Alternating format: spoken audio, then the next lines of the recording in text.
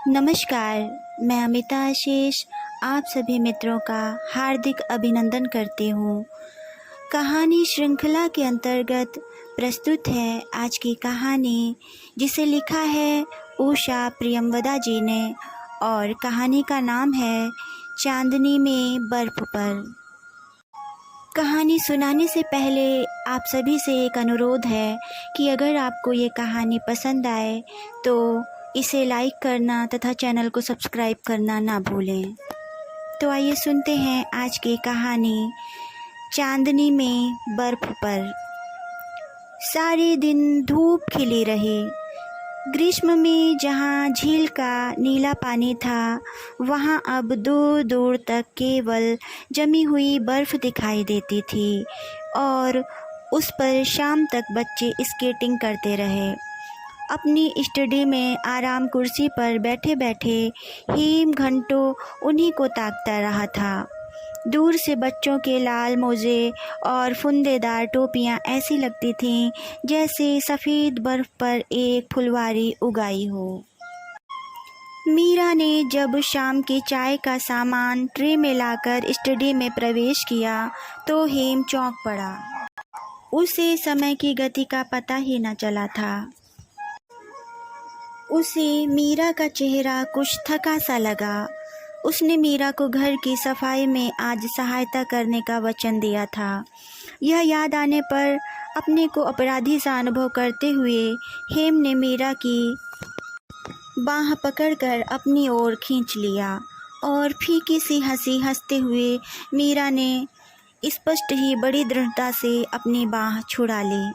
वह उठी और खिड़की के पास जाकर खड़ी हो गई। आज का दिन कितना सुहाना था। धूप थी पर ऐसा ताप नहीं कि बर्फ पिघल जाती। हेम को संबोधित कर मीरा ने कहा। वह जाकर मूढ़े पर बैठ गई और गहरे नारंगी रंग की चायदानी से प्यालों में चाय छानने लगी। यह चायदानी पिछले क्रिसमस पर मीरा के एक नॉर्वेजियन मित्र ने उपहार में भेजी थी और मीरा उसे पाकर बहुत प्रसन्न हुई थी।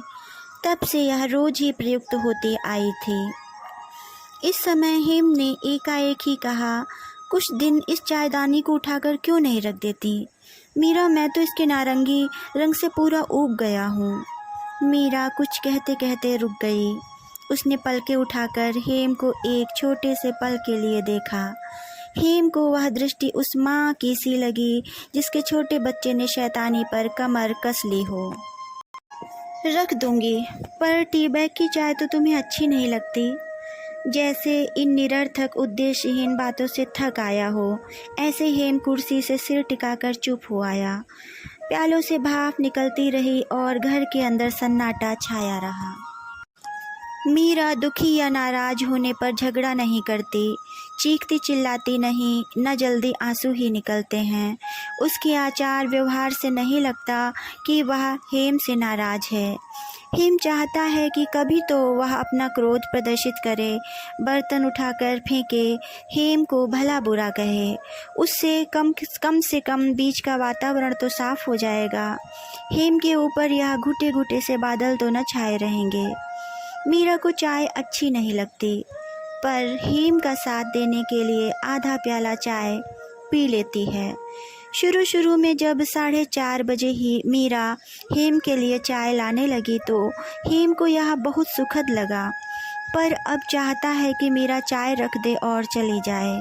न जाने क्यों अकेले में उसके साथ बैठने में उसे कुछ उलझन सी होने लगती है।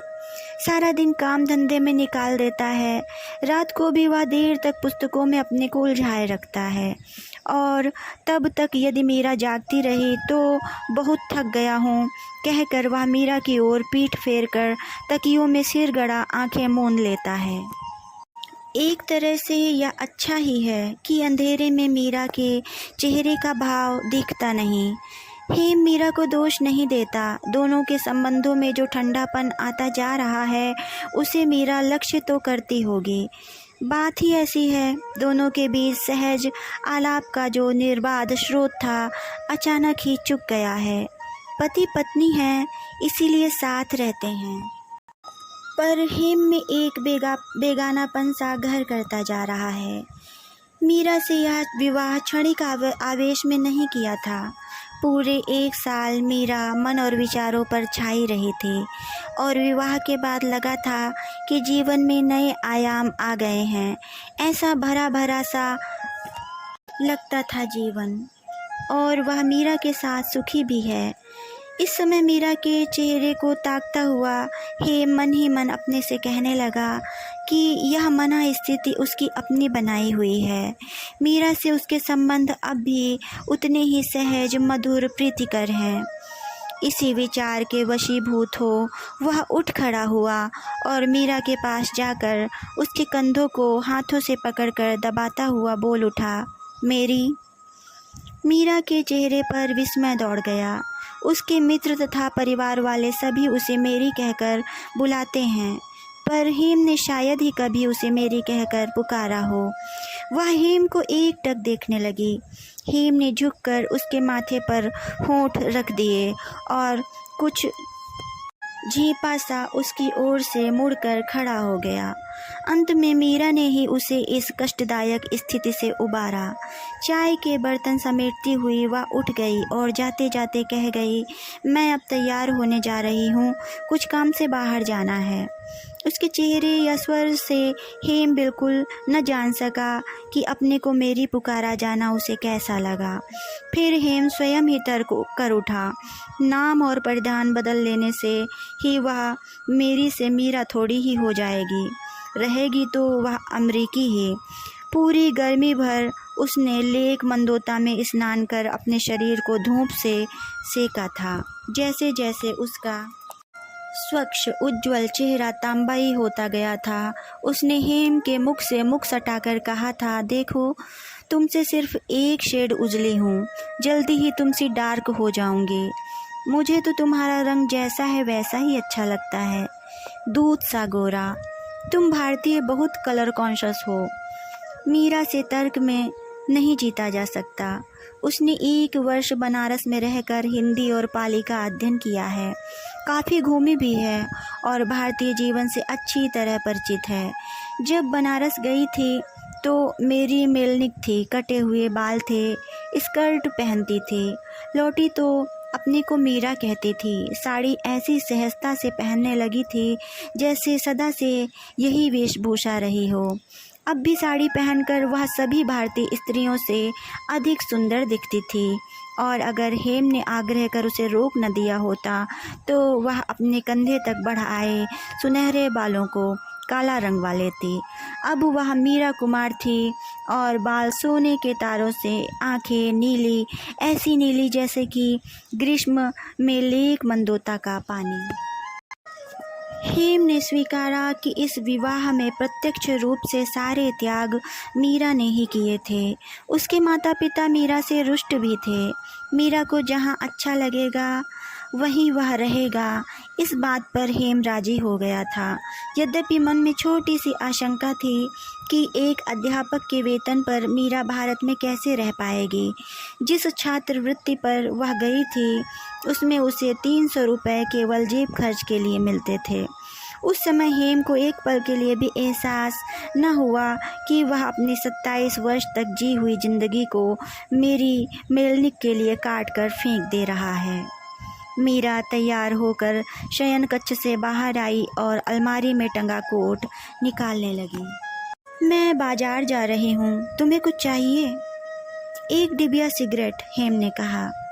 जाड़ों में मीरा स्कर्ट पहनती है, ज़्यादातर मोटे ऊन की गहरे स्लेटी रंग की स्कर्ट, भारी सा स्वेटर या फिर ऐसी कसी हुई पोशाक जिसमें उसकी कटी और भी पतली लगने लगती है। इधर उधर चलने पर स्कर्ट का घेरा धीरे धीरे हिलकर मीरा की टांगों को छूता है।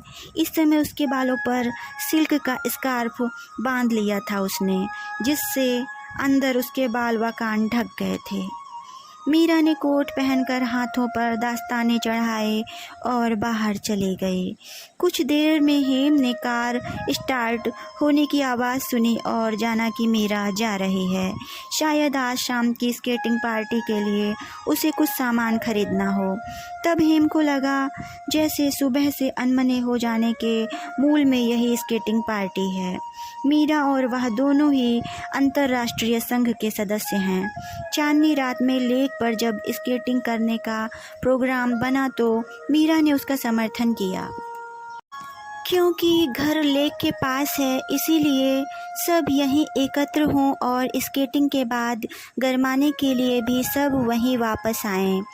यह भी मीरा का ही विचार था। हेम को स्केटिंग नहीं आती। देर रात गए तक घर में हो हल्ला भी उसे पसंद नहीं। मीरा जैसे यह भूल गई। हेम खुलकर कुछ कह न सका, यद्यपि मन में वह ताव खाता रहा। क्लब का अध्यक्ष पियर था, फ्रांस का एक विद्यार्थी, और उस पार्टी की व्यवस्था के लिए वह कई बार मीरा से मिला, जो हेम को अच्छा नहीं लगा। अपनी इस असमर्थता पर हेम को अब फिर क्रोध आ गया। उसने मीरा को इतनी स्वतंत्रता दी ही क्यों? पर साथ ही यह विचार कि मीरा पर प्रतिबंध लगा भी कैसे सकता है। विवाह से पहले मीरा अपने नारंगी चायदानी भेजने वाले मित्र के साथ वर्मांट के स्कीइंग के लिए गई थी और कई दिनों दोनों ने साथ साथ यात्रा भी की थी। एक बार हंसी में पूछने की चेष्टा भी की थी कि उस यात्रा में केवल स्कीइंग ही हुई थी या और कुछ भी। मीरा ने प्रखर दृष्टि से उसे देखते हुए बात टाल दी थी। हेम जब कभी भारतीय स्त्रियों के पातिव्रत या सतीत्व की बात करता तो मीरा अपने छात्रावास की उस लड़की का हवाला देती जो विवाहित होते हुए भी सप्ताहांत अपने प्रेमी के साथ बिताया करती थी। और फिर हेम स्वयं भी उसे कल्याणी के बारे में बता चुका था। कल्याणी हेम के आगे एक स्मृति रेखा उभरी और लोप हो गई। गंगा स्नान के बाद घाट की सीढ़ियों पर चढ़ती हुई कल्याणी। आंखें उठाकर उसने घाट पर खड़े हेम को देखा और भीगी साड़ी की परतों में लजाकर सिमट गई। हेम ने धीरे से हंसकर जैसे उसकी लाज को 100 गुना बढ़ा दिया। कल्याणी के भागकर आड़ में हो जाने पर भी उस रात की याद जो कुछ दिन पहले कल्याणी ने उसके साथ बिताई थी, हेम के मन में हिलोरे सी लेती रही। मीरा कमरे की बत्ती खुली छोड़ गई थी, जिसका प्रकाश हेम को खटक रहा था। हेम ने उठकर बत्ती बंद कर दी और एकाएक अत्यंत उद्विग्न हो कमरे में कई चक्कर लगाए। उसने उठकर अपना कोट पहना और घर से बाहर निकल पड़ा। चलते चलते एक पंक्ति लिखकर मीरा के लिए छोड़ गया, घूमने जा रहा हूँ। सूरज डूबने के बाद सर्दी एकाएक बढ़ गई थी और झील की ओर से आती हुई तीखी हवा हेम का शरीर बेधने लगी। हेम तेज कदमों से झील की ओर बढ़ चला और वहां पहुंचकर कोट की जेबों में हाथ डालकर उधर देखता रहा। गर्मी में उस पार क्या है यह नहीं दिखाई देता, पर इस धुंध रहित स्वच्छ सांझ में उधर हवाई अड्डे की रोशनियां दिखाई दे रही थीं। झील के उस ओर पड़ी बेंचें बर्फ से ढकी हुई थीं। हेम कुछ देर खड़ा रहा और जब उसका शरीर ठंड से सुन्न होने लगा तब वह मुड़कर कैफेटेरिया की ओर चला गया। यूनिवर्सिटी की प्रत्येक प्रमुख बिल्डिंग से लेक मंदोता अवश्य दिखाई देती है। हेम ने कॉफ़ी ली और एक कोने में बैठने जा ही रहा था कि उसकी दृष्टि एक मेज पर बैठे 3 भारतीयों पर पड़ी, जिनमें से एक अविनाश भी था। एक अनजान प्रेरणावश वह उसी ओर बढ़ गया। हेलो अविनाश, उसने कहा। पूरे कैंपस में 200 भारतीयों में हेम की रेपुटेशन अत्यंत भारतीय विरोधी के रूप में है।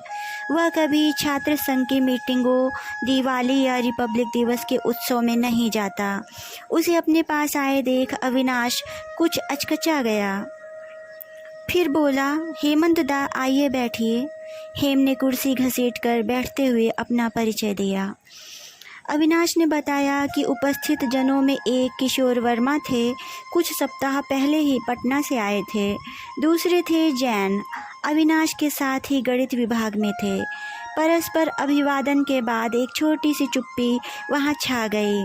फिर अविनाश ने कहा, आपको तो पता ही होगा, सुषमा का विवाह मार्च में हो रहा है।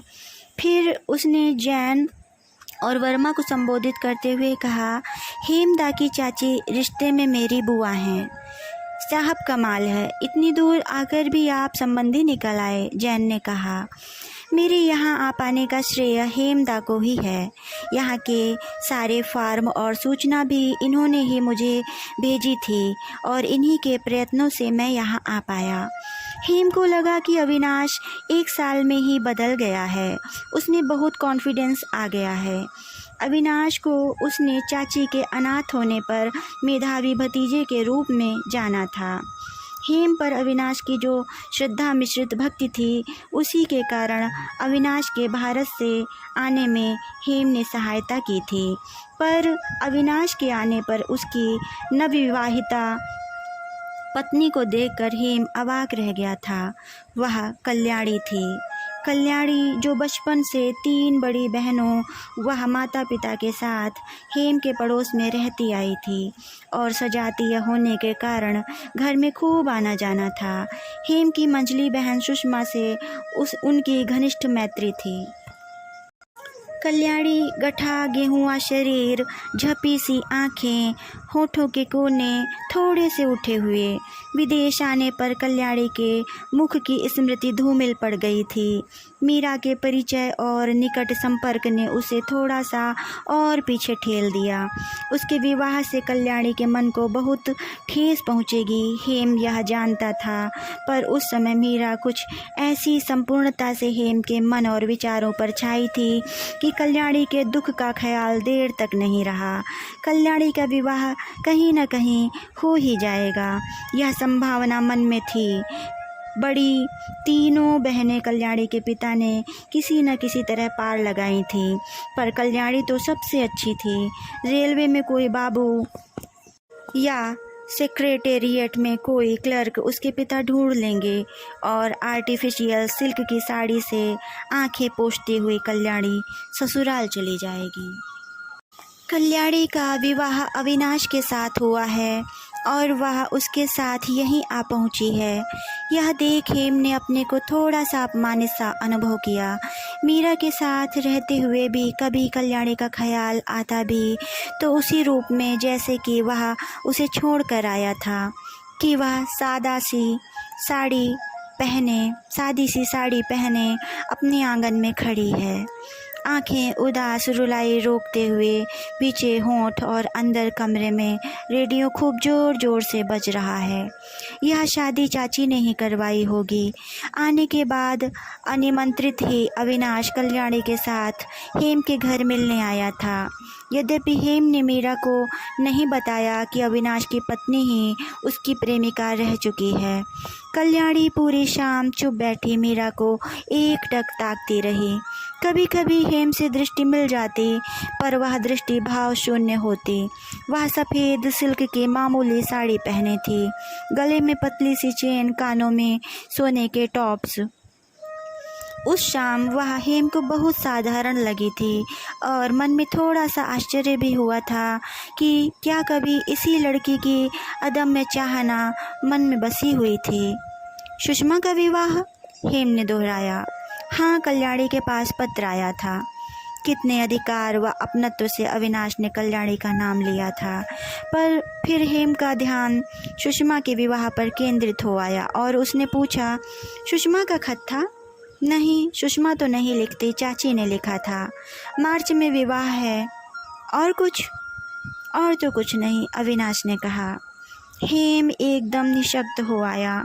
उसे लगा कि भारत में उन सब लोगों ने जीवन से उसे किस तरह पूरी तरह निकाल फेंका है।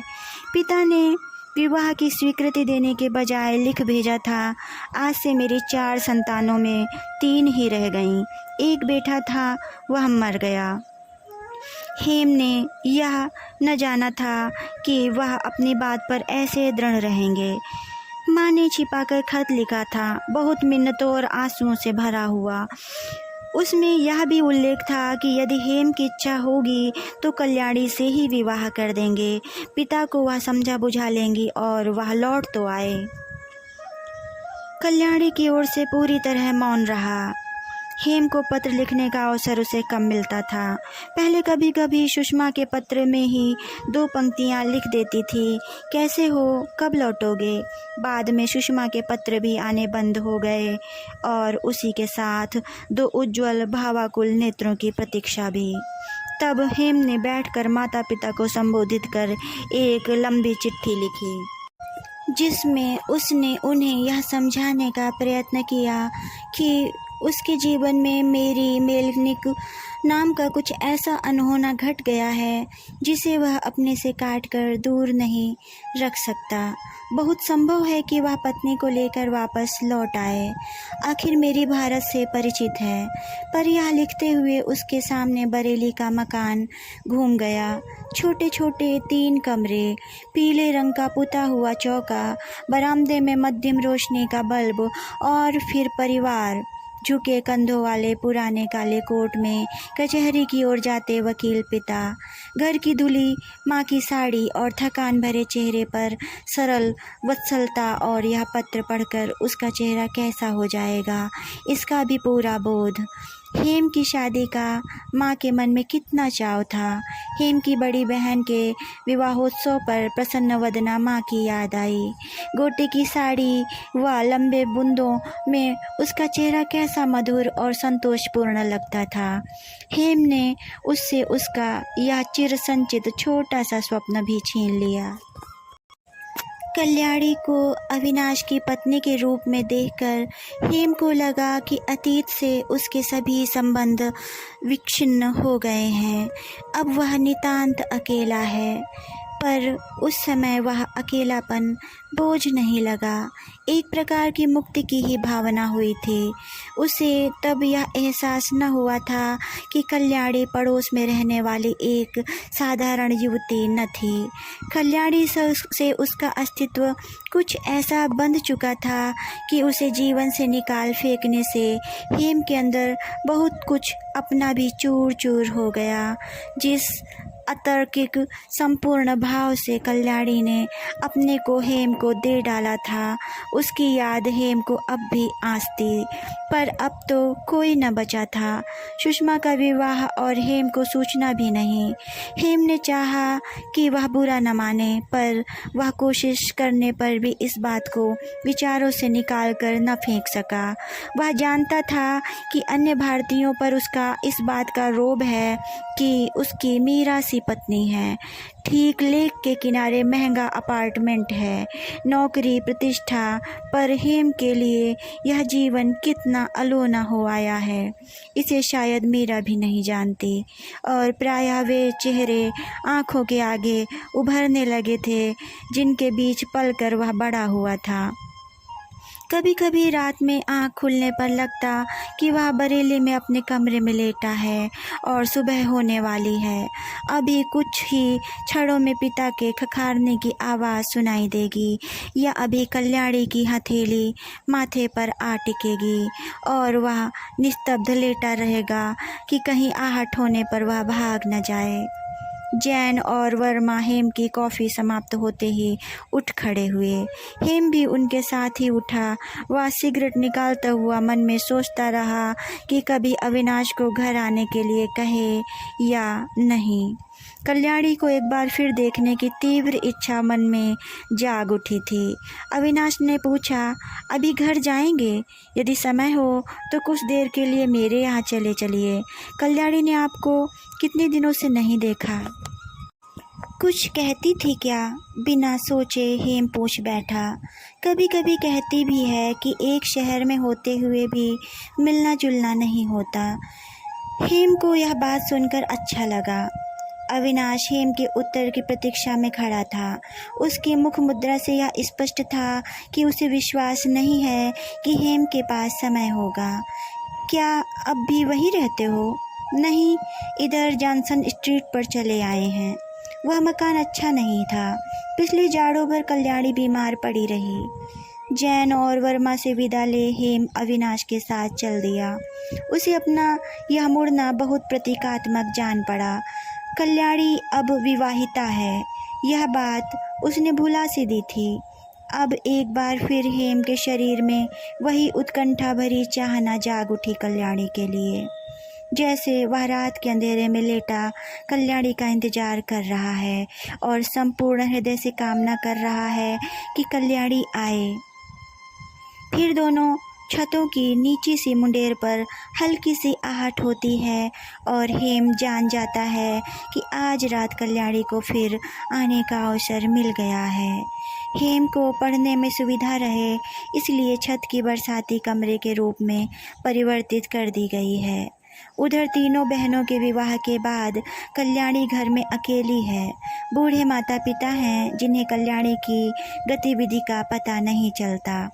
कल्याणी को छोड़कर विदेश आने पर पीछे मुड़कर इन बातों को याद कर हेम के मन में ढेर सी ग्लानि भर जाती थी।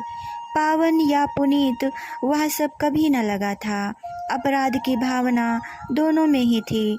तभी तो हर खटके पर कल्याणी चौंक चौंक जाया करती थी। जॉनसन स्ट्रीट पर अधिकतर पुराने मकान हैं। एक एक इमारत में कई कई फ्लैट। गर्द भरी अंधेरी सीढ़ियां चढ़कर वे 3 नंबर के सामने पहुँचे। अविनाश ने दरवाज़ा खटखटाया। दरवाज़ा खुला और अविनाश के साथ हेम को पहचान कर कल्याणी एक पल अवाक खड़ी रह गई। फिर साड़ी खींचकर सिर ढकते हुए वह मंद स्वर में बोली, आइए। अविनाश ने हेम का कोट लेकर टांगते हुए कहा, जरा चाय बनाना। अच्छा। वह जल्दी से रसोई में चली गई। यूनिवर्सिटी के आसपास प्रायः ऐसे फ्लैट पाए जाते हैं जिनमें अधिकतर एशियाई छात्र रहते हैं। अंधेरे उदास कमरे, बेमेल फर्नीचर, पुराना बदरंगा कारपेट, ऐसा ही अविनाश का फ्लैट था। मेज पर एक बहुत ही पुराने मॉडल का टेलीविज़न लगा था जिसकी स्क्रीन में दिखने वाला चित्र रह रहकर कांपने लगता था। मशीन की खराबी के कारण सभी व्यक्तियों के सिर चपटे, माथे तंग व टांगें अत्यधिक लंबी लग रही थीं। जब तक चाय आई हेम उधर ही देखता रहा। कल्याणी ने चाय का सामान लाकर मेज पर रखा, टी बैग प्यालों में डाले, फिर उबलता पानी डालने लगी। हेम तब उसे पूरी तरह देख पाया। चेहरा पहले से कुछ भर गया था, पर खिंची हुई भौहों के नीचे आंखें वैसी ही उज्ज्वल थीं। यही नहीं, हेम ने उनमें एक बड़ी मधुर प्रीतिकर दृष्टि भी पहचानी। कल्याणी भी उसे उसी उत्सुकता से देख रही थी। शायद वह भी यह जानना चाह रही हो कि हेम को वह सब याद है या नहीं। हेम ने कल्याणी के हाथों को फिर अपने हाथों में लेना चाहा। उसे लगा कि यदि कल्याणी का सानिध्य एक बार फिर प्राप्त हो तो वह अपने को इतना पंगु, घायल, असहाय नहीं महसूस करेगा। कुछ समय से जो मूर्छित जड़ता, अभेद्य उदासी हृदय पर जमी है वह कम होगी। हेम को आश्चर्य हुआ अपने पर कि उसने यह कैसे सोचा कि वह कल्याणी को भूल गया है। पुराना यह सब कुछ हेम के मन में उमड़ने लगा और वह कल्याणी को अकेले में पाने के लिए छटपटा उठा। वैसे वह हाथ में चाय का प्याला पकड़े बैठा भी रहा और बातों में भाग भी लेता रहा, पर उसका मन बार बार उसी पहली रात्रि को याद करता रहा जब कल्याणी नीली रेशमी साड़ी पहने और खूब श्रृंगार किए हुए उसके लिए खाना लाई थी।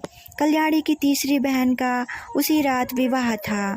कुछ मेहमान हेम के घर भी ठहरे थे। एक दिन पहले तक हेम को ज्वर था और द्वाराचार में सम्मिलित होकर वह अपने कमरे में आकर लेट गया था और खुले हुए दरवाजे से आकाश में छूटते अनार व आतिशबाजी को देखता रहा था। पड़ोस में खूब धूमधाम और शोरगुल था। रात को कल्याणी उसके लिए खाना लेकर आई। हेम ने अब तक उसे सादे कपड़ों में ही देखा था, पर उस रात वह बड़ी चमकदार साड़ी पहने थी। कानों में लंबे बुंदे और गले में पुरानी चाल का हार जिसके दाने हेम के सीने में गड़ते रहे थे। शायद वह भी यही याद कर रही हो। हेम ने कल्याणी को देखा जो कि चुप उसी तरफ उसी को ताक रही थी। अविनाश जैसे उस कमरे में था ही नहीं। फिर अविनाश आग्रह करने लगा कि जो कुछ भी भोजन तैयार है हेम खाकर ही जाए। हेम ने कल्याणी को देखा और अनुभव किया कि शायद वह भी यही चाहती है। हेम ने स्वीकृति दे दी। कल्याणी रसोई में चली गई और उसके पीछे पीछे अविनाश भी गया। जल्दी ही वह रसोई से निकला और खूंटी से कोट निकालता हुआ बोला, कुछ देर के लिए माफ़ी दीजिए हेमंत दा, मैं अभी आया। और वह चला गया। दरवाज़ा बंद होने का शब्द सुन कल्याणी रसोई की देहरी पर आकर खड़ी हो गई। कल्याणी। हेम को अपना स्वर बहुत अस्वाभाविक सा लगा। वह उठकर कल्याणी के पास जा पहुंचा और उसका हाथ छूते ही झिझक उठा। कल्याणी सीधी अनझिपी दृष्टि से उसे देखती रही। हेम के मन में जितनी उतावली थी उतनी ही संकोचशील जिह्वा भी थी। कल्याणी, हेम ने फिर कहा। कल्याणी, मैं तुमसे अकेले में मिलना चाहता हूँ। मैं तुमसे बहुत बातें करना चाहता हूँ। क्यों? कल्याणी ने पूछा। क्योंकि तुम हो कल्याणी, जिसे मैंने बरसों से जाना है। हेम कहता कहता रुक गया। कल्याणी के मुख पर विचित्र सा भाव था। कहिए। यहाँ ऐसे नहीं। क्या तुम कल मुझसे मिल सकोगी कल्याणी? अविनाश तो गणित विभाग में रहेगा ना? कल्याणी चुप रही। हेम अत्यंत उतावली से भरकर बोला, बताओ ना कल्याणी, क्या कल मैं आऊँ? नहीं, कल्याणी ने कहा जैसे अंतिम निर्णय सुना रही हो। पर क्यों? क्योंकि मैं नहीं चाहती, कल्याणी ने कहा। टेलीविज़न की आवाज़ उस सन्नाटे में एकाएक बहुत तेज लगने लगी। हेम को अपना स्वर अरण्य रोदन सा लगा। पर कल्याणी। एक क्षण विवश खड़े रहने के बाद वह मुड़ा और अपना कोट झटके से खूंटी से उतारता हुआ बड़े नाटकीय ढंग से कमरे से बाहर चला आया। जॉनसन स्ट्रीट से घर पहुंचने तक हेम को कुछ देर लगी। दरवाज़ा खोलकर अंदर जाते हुए वह जान गया कि स्केटिंग के लिए लोग आने लगे हैं। हेम कहाँ चले गए थे? मीरा ने कहा। उसने कपड़े बदल लिए थे। अब वह कसी हुई लाल रंग की स्की पैंट्स पहने थी और खूब मोटा सा स्वेटर। सिर पर लाल ऊन की टोपी थी। आप हमारे साथ चल रहे हैं? पियर ने पूछा। वह दीवार पर टिक कर खड़ा था। उसके हाथ में जो गिलास था उससे हेम को लगा कि शायद वह ब्रांडी पी रहा था। उसके मुख पर हमेशा बहुत सिनिकल सा भाव रहता। उसके सामने पड़े हेम को आश्वस्ति सी होती और यह लगता रहता कि पियर मन ही मन उस पर हंस रहा है। मुझे स्केटिंग नहीं आती, हेम ने कहा। अन्य अतिथियों में कुछ जाने पहचाने चेहरे थे। सभी गर्म कपड़ों से ढके हुए थे। हेम, मीरा ने मुंह पास लाकर कहा। हेम, हम लोगों के लिए लौटने तक तुम वाइन तैयार रखोगे? मीरा इस समय बहुत प्रसन्न दिख रही थी। उसकी आंखों में चमक थी। हेम ने रूखेपन से कहा कि वाइन गरमाने का झंझट उससे नहीं होगा। हम लोग आकर प्रबंध कर लेंगे। हेम को क्यों तकलीफ देती हो? पियर ने बोला। फिर सब अपने अपने स्केट्स उठाकर घर से निकले। मीरा ने हेम की बाँह पकड़कर कहा, हेम, लेक तक तो साथ चलो। हेम ने उसका सामान उठा लिया। वह और मीरा सबके बाद घर से बाहर निकले। तुम स्केटिंग सीख लो तो बड़ा अच्छा रहे, मीरा ने चलते चलते कहा। वह हेम से सट गई। उनके आगे आगे पियर चल रहा था, अकेला, चुप। लोग लेक के पास पहुंचकर रुक गए। फिर झुककर जूते निकालकर स्केट पहने जाने लगे और लड़कियों की हंसी और चीखों से झील की शांति टूट गई। हेम खड़ा खड़ा मीरा को देखता रहा। वह संभल कर बर्फ पर उतर गई और फिर उसने बाहें फैलाईं। एक बैलेरीना की तरह लोच गति लिए हुए वह दूर बर्फ पर फिसलती चली गई। सलेटी रंग का दूर दूर तक फैला आसमान, चांद, घास या इमारतों पर जैसी उज्जवल चांदनी होती है वैसी झील की बर्फ पर नहीं। कुछ धुंधली मटमैली किनारे एक आइसबोट का औंधा पड़ा हुआ ढांचा, दूर एयरपोर्ट की बत्तियां। चांदनी में स्केटिंग करना अच्छा लगता है ना? पियर ने पूछा। मीरा और पियर और लोगों से बहुत आगे निकल आए थे। फिर पियर ने दाईं बाह मीरा की कमर में डाल दी और दोनों एक ही रिदम पर घूमते रहे। मेरी कल मुझसे मिलोगी? कुछ देर बाद पियर ने पूछा। क्यों? ऐसे ही, अकेले में तुमसे मिलना चाहता हूँ। तुम्हारे पति तो घर पर नहीं होंगे ना? अच्छा, मीरा ने कहा। धम्म से कोई बर्फ पर गिरा। नारी कंठ से निकली हंसी हेम तक आई। हेम ने कोट का कॉलर खड़ा कर गर्दन ढकी और घर की तरफ लौटने लगा। कहानी समाप्त। धन्यवाद।